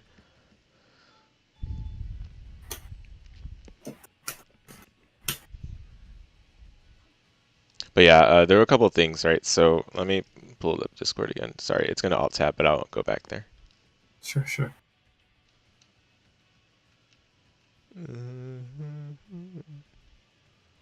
Where are we?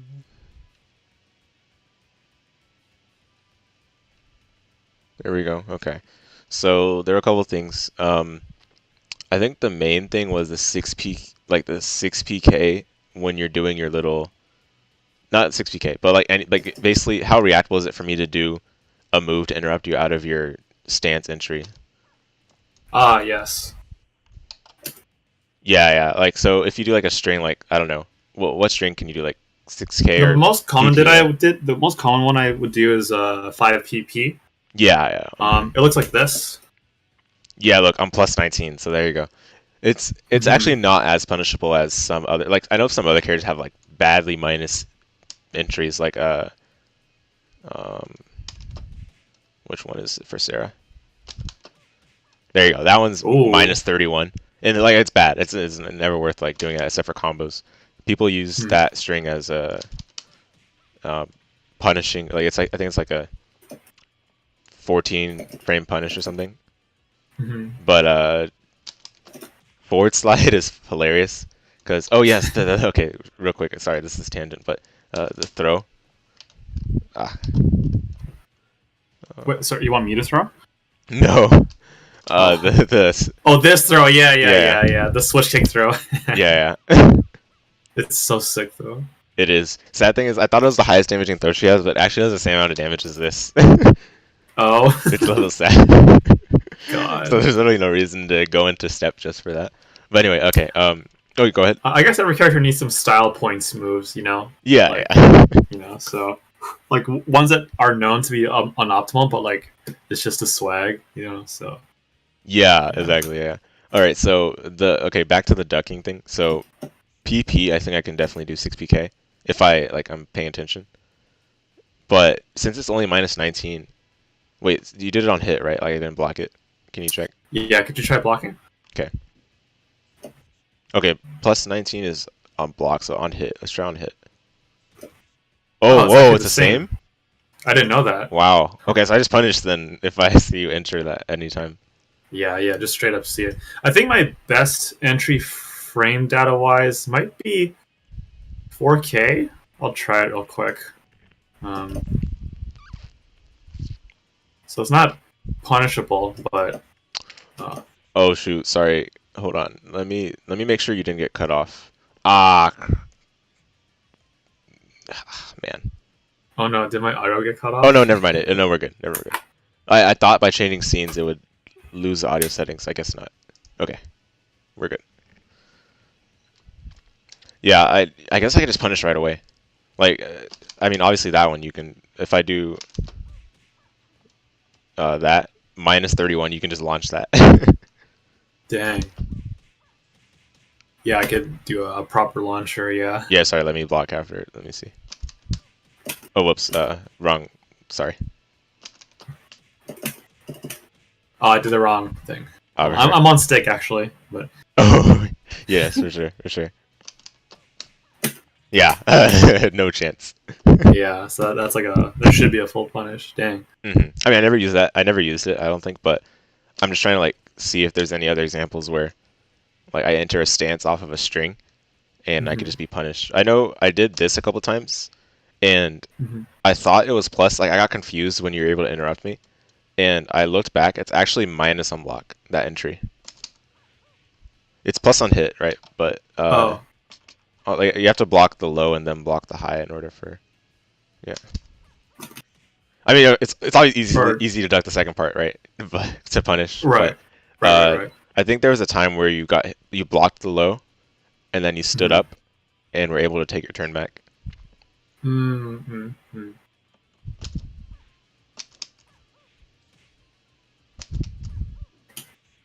I mean, I think like it's that. yeah, it's definitely easier to punish just by ducking, like staying ducking and then do your standing punish or something. I was gonna say too, like some characters crouching punish, you just do 6p. Like Sarah, I mean Sarah's 6pk is good because it's a knockdown, right? And then you just do flamingo. Right. Yeah, I did. There was one flamingo move too. I actually never use that. Oh, full circular, huh? Yeah, full circular, and it like moves a little bit. It's pretty cool because you can also use it to reposition. So like if I have you at the wall, like I say I did that, I can reposition a little bit. Yeah. And also, I mean, it doesn't like avoid wake up attacks, but it's nice if I'm trying to get like a wall combo off it, then I can position a little better. But yeah, from what I noticed, like 6pk is just like a fair like autopilot crouching punish rather than just doing 2p. Because there are a couple punish there are a couple times I didn't realize I punished and I just did 2p, and I was like, oh what? You know. Yeah, no, for sure. There's I guess it's punishing with 2p is better than no punish at all. Like it's a little damage and you're decently plus, but like, yeah. Yeah, exactly. All right, so I see that there was that, and then so can I be 6p ducking with anything? That was what we just tested, or we didn't test it, but that was what we already figured out from last time, right? Oh, but I think I do have a 2p crush option out of this. What is it again? Yeah, that's it. That crushes 2p. Oh, I see. If you press 2p between the 5pp and the launching thing. So I'll try it. Oh, yep, definitely blew me up. Yeah. We saw the yellow. The other one I have is sorry, can you do that again? Oh, whoops. Oh, do it again? Yeah. I'm trying to remember the other crouch punish I have. What was it? Oh, yes. Okay, I know it. It's not fast enough. Never mind. All right. Yeah, you can do the same thing, and then I'll do like 6pk. Oh, with the launching knee? It's that one, but that is it's 16 or 15. Is it 16? Yeah, it's 16. It's not fast enough. Oh yeah, that should beat it. Yeah. It is fast enough. Yeah, mine's you'll be a plus 18, right? After this kind of entry. Oh, okay. Yeah, I guess let's try it then.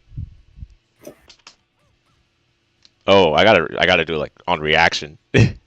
Yeah, I think you gotta really like press it early. Yeah. Oh yeah, that's hard. Yes. You saw the blue counter? Yeah, I saw the blue counter. So yeah, that was a punish, straight punish. Oh, sick. Okay. All right. Yeah, that's my other like crouching punish, but I never used it because like I was just like autopiloting 2p or PK when standing. I think PK punish is fine standing, but like I could definitely get a lot more. Like that's miles better for 2 extra frames, getting the knockdown and then into flamingo. For sure. Yeah. I don't know about your PK, but like the reason I kind of defaulted or autopiloted to Brad's PK as like a punish thing Hmm. is so it's he doesn't have that many uh strings that like end with him being plus, but PK does end with him plus. Oh, I see. Okay. So it's better damage than like 5 uh PP, and it's like plus, Hmm. and it lets me like throw an elbow or something after that. Hmm. So yeah, it basically yeah. So maybe your PK is also good for that reason, but the weakness of it is that it's high, so it's like a decent quick punish. Like if you were too late or you don't know the timing, Hmm. it's like that's kind of what I defaulted to. No, yeah, that's reasonable for sure. I was defaulting to PK2 when I didn't really know. The Mm. other one I like wanted to go for, but I didn't know when you were like this punishable was of course the launch because Ah, uh like the combo is at least decent. Oh, oh, maybe on Brad it that's doesn't work. 17. That should beat my that one entry too, right? Yeah, I believe so. Yeah, it's tight though. Yeah. Yeah, extremely tight. Uh, ooh. I gotta do it right as soon as I see you entry and do the entry. So yeah, probably like once you see, yeah, like for me, I probably wouldn't be able to react to the entry. I'd probably have to react to this string. Um, Right. probably have Hmm. to react to that string. Well, let's try it. Okay, you can like Yeah, random. You nice. can do like random, or not random, but like you can randomly like not do the entry or just do the Okay, entry. Yeah. sure, sure.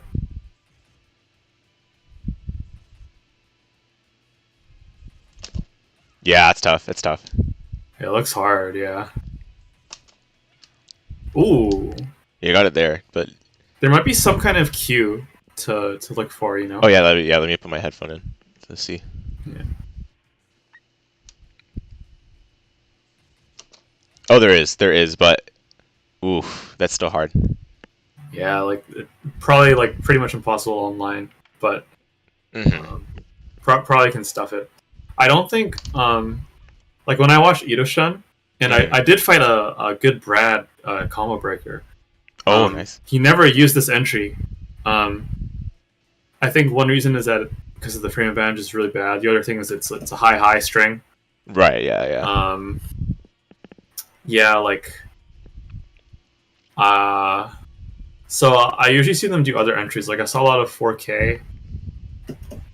Hmm. You can also do it off an elbow actually.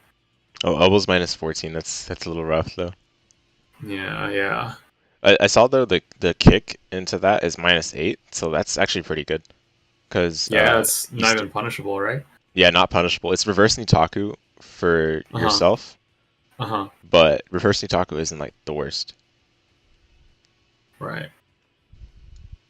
Um, there's one more thing. Sorry, it's time for me, so I can do sort of like maybe one more thing, and then we have to resume this another time. Okay. Yeah, yeah, sorry about that. But it was 5P 1K, so it's effectively the same as doing like 5P elbow. You Hmm. know, like you mix them up between mid and throw. But Hmm. the thing about that is that you're +4, so that you get flamingo mix up. And if they match two P, then Oh yes. whoops. Then you do that. You can do that or Hmm. the other, you know, that to Oh, sorry. Do it again. I want to see it. oh yeah, yeah, for sure. It makes a sick sound. Yeah. Oh, Hmm. oh my Flamingo. gosh. Yeah, yeah.